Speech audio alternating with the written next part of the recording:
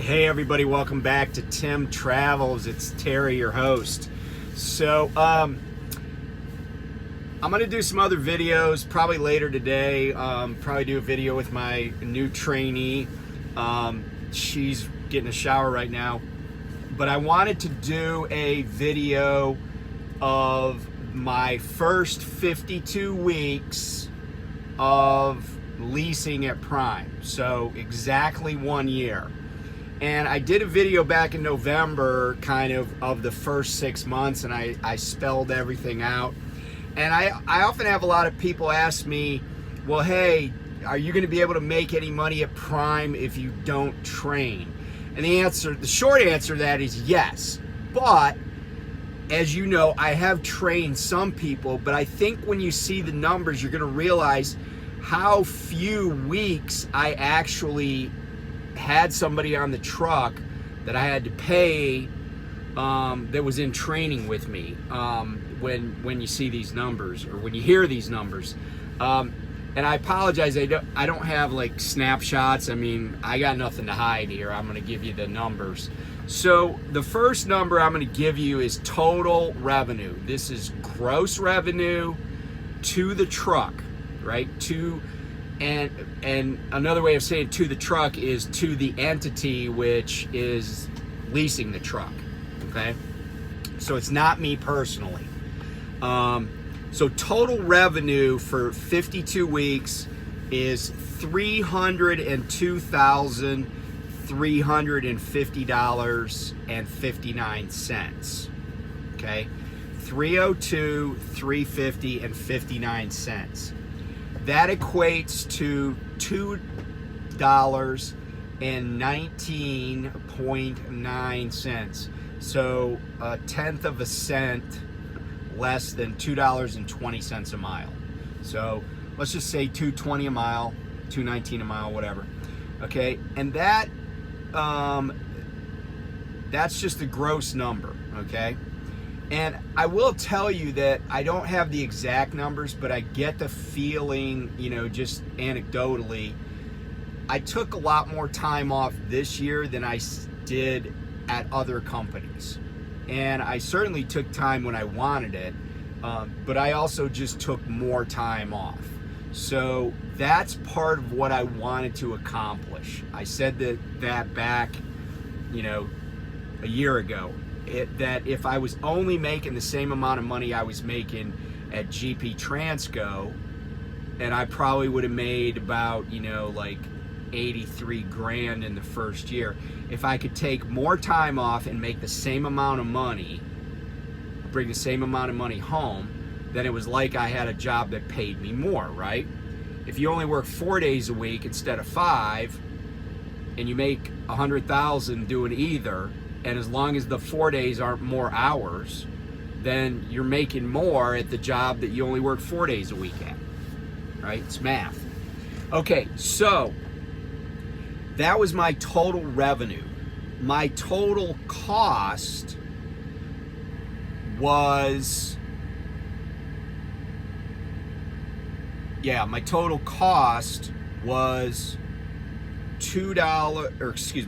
$235,366.86, or about, so that was my total cost. And here are some of, I have a lot, you get a lot of expenses that are not substantial, but you also get a lot of additional revenue that goes into that total revenue figure above and beyond what, and by the way, the number I just gave you is not my total cost. That's my total revenue, line haul revenue. So my total revenue for line haul, $235,000, sorry about the glare, $366.86, which works out to $1.71.2 per mile. That's line haul only. And then, as I was saying, there's a lot of additional revenue. Now, some people, I've had an accountant, Tom, say that like fuel surcharge is a reimbursement, but whatever, I mean, I guess I understand why he would say that. Prime categorizes on the P&L or the and the income statement as additional revenue. So some categories of additional revenue that you might not think of, for example, is detention, okay? TANU, which is truck ordered not used. Inspections. So for example, I had 3 roadside inspections. I made $300 extra for that. They gave me a Christmas bonus, $70, right? Like, so all of these things go into additional revenue. Anything that you do that makes you more money. Like, I fixed a reefer unit one time, so they paid me for that. I brought a bunch of parts from Los Angeles, or I guess that was out in Fontana, California, to Springfield. They paid me for that. I was going there anyway, but I put them in the cab of my truck. So that's all additional revenue. Operating expenses.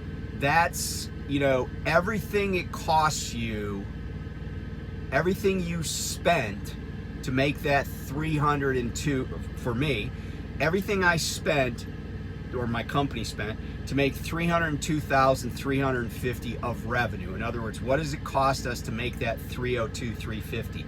And that answer is $175,156.93. Now, I want to talk about training. A lot of people, like I said, ask about, well, how, can you make any money if you're not training? Or they just made a blanket statement. You have to train constantly to make a lot of money, okay? Now, when I tell you the final net number, you might be like, well, that's not that much. And that's okay, but it's adequate for me. It's sufficient. I certainly have made more than the number that I'm going to tell you. I've made substantially more in some years, but I'm going to tell you that this number is more than adequate for where I am right now. But I want to talk about the wages, what I've paid in salary and taxes to my employees, in other words, to the TNT trainees. The guy that I had on the truck for PSD, who decided after a little bit that this really wasn't for him, I didn't pay him anything. I did get paid for having him on the truck. And I didn't pay him anything because he was not considered an employee. He was just getting trained. And that's the distinction there. If somebody already has a CDL and they're in TNT, they're an employee of Prime. So I'm basically paying Prime to use their employee on my truck. And, you could say, well, you're working too, and that is true, but that's a choice I make, right? And I still see an advantage to that. So I paid a grand total in 52 weeks. And keep in mind, these trainees get paid $900 a week, but it's broken down by day. So it's, any day that they're on the truck, they get paid. So I paid in total wages to 4 trainees, right? 4 total trainees, $14,355.30. If you divide that by 900, you're probably looking at, 15 weeks of training? So 15 total weeks of having people on the truck out of that 52 weeks. I paid an additional $1,673.82 of matching income tax, driver FICA, okay? I paid an additional $154.69 in unemployment taxes for those 4 people for the time they were on the truck. The grand total of employment costs to the truck over the last 52 weeks, $16,183.81. That's the grand total. So if you calculate that all the trainees were making, well, I take it back.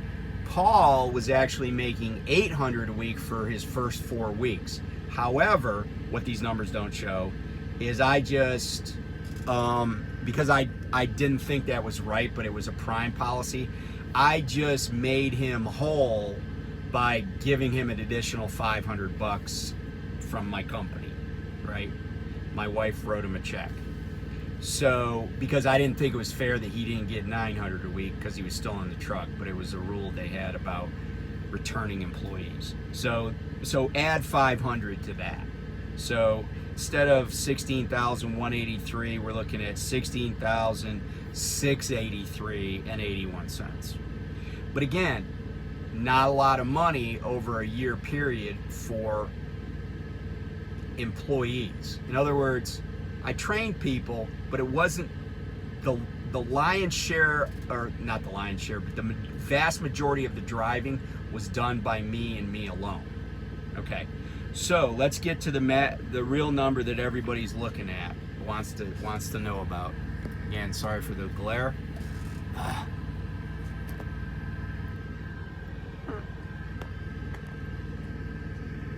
There we go. So net revenue to the truck. So net revenue to the truck, $127,193.66. That equates to 92.5 cents per mile for the 52 weeks. The other way of looking at that is an average net per week of $2,446.03. I want to hasten to add that in addition to the time that I took off, which I think was, I would say at least over the course of the year, I would say at least 25 days that I didn't drive and that the truck wasn't moving. In addition to that, I also had 1 week where I only made $1.31, and I actually did a video about that. And I had another week where I was negative because the company didn't get me dispatched. I wasn't happy about that, but I wouldn't have been, had they given me a good dispatch right off the bat when I was available, I would have not been negative. I wouldn't have had any week out of those 52 that was negative. But I was 51 out of 52 weeks positive on net revenue. Okay? So I'm going to give you one more calculation, and this is kind of the benchmark for trucking companies. And it's called operating ratio. And I'm going to come back in 1 second. I'm going to explain operating ratio and tell you what mine is. Okay, so let's talk about operating ratio. Operating ratio is a metric that is often used to measure the efficiency of a trucking company. Now, in railroads too, and you know, I'm not a railroad, so, but I am a small trucking company. Now, if you look on Freight Waves, which is, you know, an industry publication or transportation publication, you know, they've said, hey, if you have a large public company, trucking company, so we're talking about Knight Swift, we're talking about Werner, we're talking about Heartland Express, you know, if they have or even LTL carriers, if they have an operating ratio in the 80s, for truckload in the 80s is good. The low 80s, some like companies like Old Dominion are probably, I mean, they're super efficient. They're probably going to get down in the high 70s if they haven't already. So it's basically an expression of the percentage of total operating expense to total revenue. In other words, what percentage of your total revenue did you spend to make that money? So my total operating expense is 175,156.93. My total revenue was 302,350.59. Again, sorry about the glare. So using those numbers, 175, 156 and 93 cents of total operating expense, total revenue 302,350 and 59 cents. My operating ratio for the 52 weeks preceding is 57.93. So it basically, what that means is for every dollar that I made, or that the truck made, it cost $57 or 57.93 cents to make that dollar. The converse, or I guess the inverse of operating ratio is operating margin. My operating margin, therefore, is 42.07. So, from an efficiency standpoint, I actually have an efficiency in the area that you would expect to see from a railroad, even though I'm not a railroad. So I feel like that's a success. I mean, the bottom line numbers, are good, but I think they could be better. Now, there's going to be a lot of people that get on here and they're like, well, that 127, 193 and 66 cents the truck netted, well, you got to pay taxes on that. Yeah, I know. But what you may not know is when somebody says, what's your salary? They're always asking the gross number, right? Because out of that number, our entity made some investments. Our entity pays into some other things that are beneficial to us personally, but are considered business expenses. And anybody that's had a business and has good professional help can tell you that you don't have to have a huge tax burden if you do things correctly. So, I mean, I'm happy to talk about that stuff, in general terms, but one of the vehicles we're using is permanent life insurance products. There are other things that we've done, that we've sold some equipment to the company that was made sense for the company and for us personally.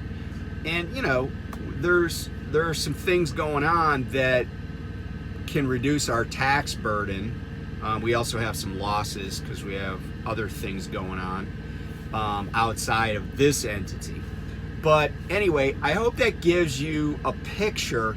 And I'm not sugarcoating anything. The numbers are what the numbers are. But I think the takeaway from this is I really didn't train, I think, as much as a lot of people think I do, because I do talk about training a lot. But I really didn't, I was a little bit surprised at how little I paid in wages this year. But it turns out that I had 4 people on the truck. One person was on the truck for about 10 days, and then he finished his 40,000 miles. Then I had another person on the truck for about maybe 6 weeks total. And she didn't quite finish her 30,000 miles because she actually went to another trainer in her division. So that was just something that she thought was a good idea. I actually thought it was a good idea because she was going to tanker. I don't know jack about. I can identify a tanker, but that's about it, right? I honestly don't know anything about it.